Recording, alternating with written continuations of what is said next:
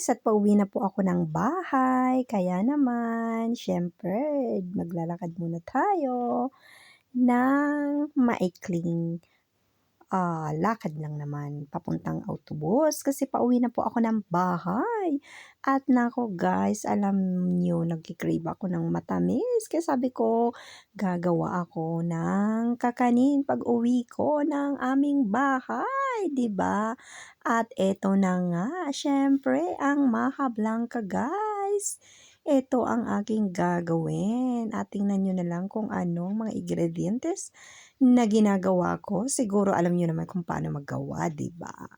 Kaya 'yan.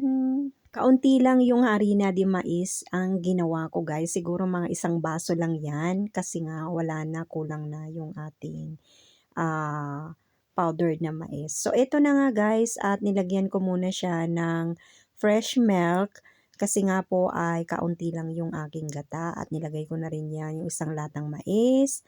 Pagkatapos asukal kasi nga halu-haluin ko muna siya bago ko siya ilagay sa apoy, guys. So ito muna ang aking ginagawa. At syempre kapag kulang ang inyong asukal ay dagdagan nyo na lang po.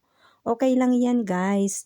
At saka ang nilagay ko dyan dahil wala akong nata de coco or gata na kakanggata ay ang aking ginamit ay all-purpose cream. Pwede naman po yun or nata ang tawag sa amin dito sa Espanya.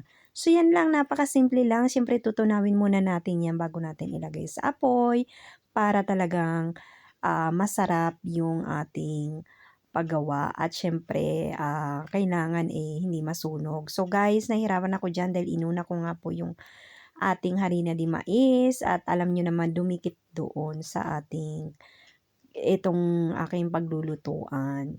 So, at nung nilagyan ko na siya ng asukal, madali na siyang mamix dyan, guys. So, yan lang po, napaka-simple lang ng aking gagawing postre or aking panghimagas ngayong araw na to. Kaya naman, tingnan nyo na lang na napakasimple naman talaga. Diba? At nilagay ko na nga yung all-purpose cream, guys, dahil wala nga akong kakanggata. Pwede naman po yan at napakasarap din po na gawin nyo yan. Ay, pwede naman po. Wala naman pinipili ang paggawa ng ating mga kakanin kasi depende naman po sa mga ingredientes na ilalagay natin para mapasarap po siya. Yan lang po ang aking paggawa ng ating Maha Blanca na napakasarap naman talaga. At syempre, kapag naluto na natin ito, ay palalamigin ko sa aking nevera or refrigerator. At nako guys, nung paghiwa ko ay hindi pa nga siya super duper na malamig, kaya hindi siya masyadong, kumbaga yung kanyang pagkuha ko ay medyo malambot pa siya pero pinagtiyagaan ko na kasi gutom na ako at gusto kong kumain ng matamis, guys. So, yan lang po. Pwede nyo pong gayahin yung aking mga ingredientes na nilalagay. So, ingat po kayo lagi at maraming salamat po sa mga nanonood ng aking videos at meron din po akong Facebook account at siyempre Gigi Boysing.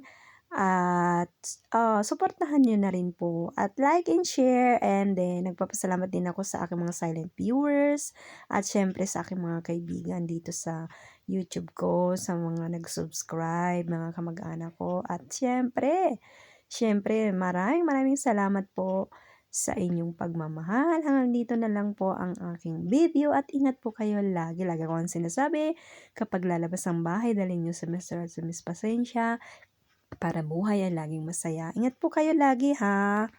So, bye-bye!